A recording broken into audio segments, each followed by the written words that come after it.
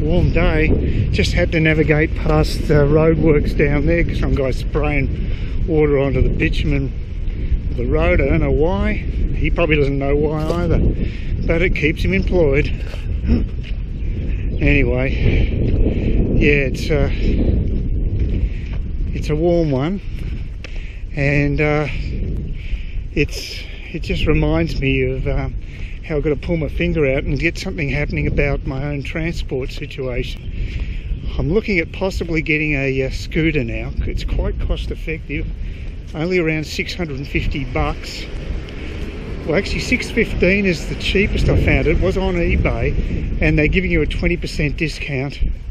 So after that and paying 50 bucks for delivery, it all comes to the grand total of about $550, which is about the same I paid for my tricycle. But this will be an electric scooter that has enough grunt to take me 35 kilometres, and on turbo it can go 50 k's per hour, which is a bit excessive because I don't want to be doing that sort of speed with my eyesight. So I'm not going to be a speed demon. I'd be happy to cruise at 10-15 k's, that'd do me fine, unless it was a really good piece of footpath, something like this, I guess, you know, where you've got a pretty good vision and it's good surface, and you can see a fair way ahead.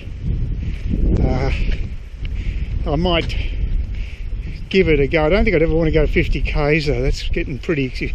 You've got no protection. You're on a scooter, for God's sake. You just got your helmet on, and that's about it. As opposed, you're going 50 k's in a car, you can do yourself some damage. So imagine what it would be like on a scooter. I'm surprised that it's allowed to do that. But anyway, I know you can't get that sort of speed up on bikes. I think they're limited to about 25 k's. So it's a bit strange. Also, you have to have pedal assist with a bike, and I suppose that's impossible to do with a scooter. So it's a bit of a grey area, really, the scooter, compared to, say, the bikes. So he's doing it the old-fashioned way with manual labour. Although not as old-fashioned as my first skateboard, which was actually wood, believe it or not. Seriously, made out of wood. Yeah, I'm from the Stone Age, I know. Yeah, but I enjoyed it at the time. But I wouldn't bother. This one comes from Sydney. I wouldn't bother going down there to check it out, because they've had good reviews, so it should be all right. And it can't. You don't have to actually assemble the damn thing. It comes assembled. So there's a bit of battery power on display for you. There's plenty of that round here. Plenty of people using battery powered vehicles of all shapes and sizes. So I'm not particularly beholden to having a bike as such. In a way, a scooter is actually a little better, gives you more control, and I can still take a heavy load on the actual platform. So you can take up to 120 kilos including your own weight, which gives me around 40 kilos or so to play with, which is more than enough. So if I had some of those flexible sort of rubberish type ties you can wrap around things with the hooks on the end, that would work probably well, going underneath the platform and securing a something like a slab of beer, for instance, just as an example. Not that I'd ever drink a slab of beer. Actually, I haven't really. I've been drinking more spirits. I'm onto another litre bottle of Jamison's Irish whiskey. Very nice. Yeah, you can pick it up for 60 bucks, which is pretty reasonable for spirits. So that's good. But unfortunately, I don't have that scooter yet, and I really would like to get one. And here comes another plane. Like I said, every 5 minutes. I think it was about 5 minutes ago I saw the last one. There it is up there. All shapes and sizes. Pretty ubiquitous. But yeah, anyway, like I said, 550 is not too bad. It's I was looking at the other bike, and of course I have the expense of going down to Brisbane, which is okay because I catch up with Steve, so it's nice. But but I'd still have to pay for it, and it'd be over $100 easy to get there and back by plane, just for a day trip.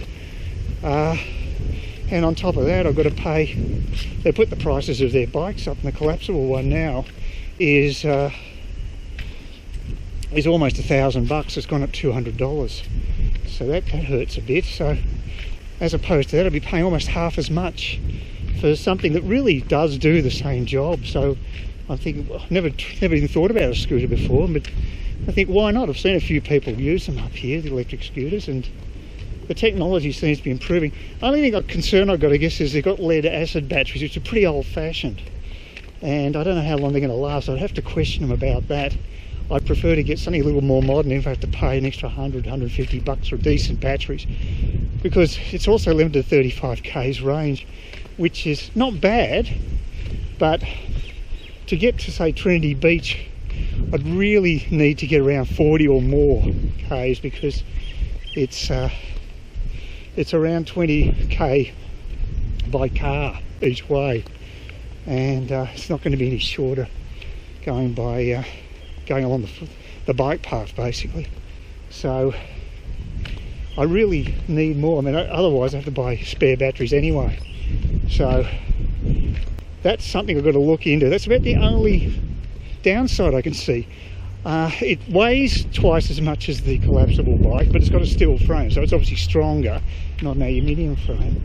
It weighs a little about 45 k's, so it's not light, but I could take it up and down the stairs intact, you know what I mean, maybe powered even, to take, or just whatever. I've still got wheels, so I won't have to just carry the damn thing and just coax it upstairs, a couple of flights of stairs. That's quite feasible, because there's no way I'm leaving the carport. My only major concern then would be, if I go shopping, I've got to make sure I can secure it somewhere. Oh, it's got keys, obviously, to start the thing, but in spite of that, I'd like to have a much better lock mechanism, and I won't just buy something at Kmart. I'll buy something a lot more sturdy, that's a little more tamper-proof. Ideally, I'd like to have a GPS or something in there, so if someone does flog it, you could just trace where they are. That's the ideal solution, and I'm surprised we don't have the technology for it now. I'm surprised they can't put it into a chip. You know, it's quite incredible. The things they can store in, say, smartphones are incredible. So I don't know why they can't just put a chip that's actually going to provide you with a location inside the frame of a bike. Just to me, it seems like a no-brainer, but I looked at the prices of that sort of technology, and it's not cheap, running into the hundreds of dollars at least.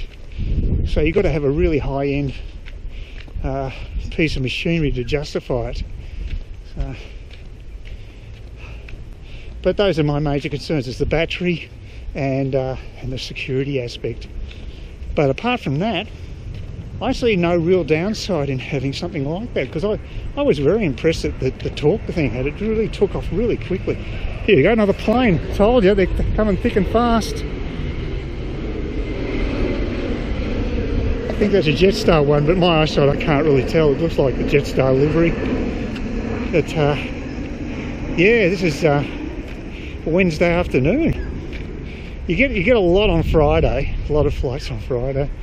Makes sense, I guess. People might be working here and going home. But yeah, anyway, I've got to do something about this, because I do need some transport. I'm getting knocked about by the medication. My endurance has certainly dropped quite a bit. Plus the fact that it's getting hotter. It's going to get harder to walk anywhere anyway. So yeah, it's a very practical thing this time of year, especially. So I'll just get that battery situation clarified.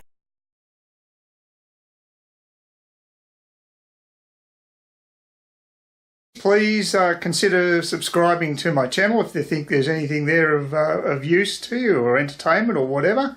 And either do that or give me a thumbs up, or if you're feeling really energetic, do both. That'd be great. But please don't ignore me. That's the worst thing you can do on YouTube, is be ignored.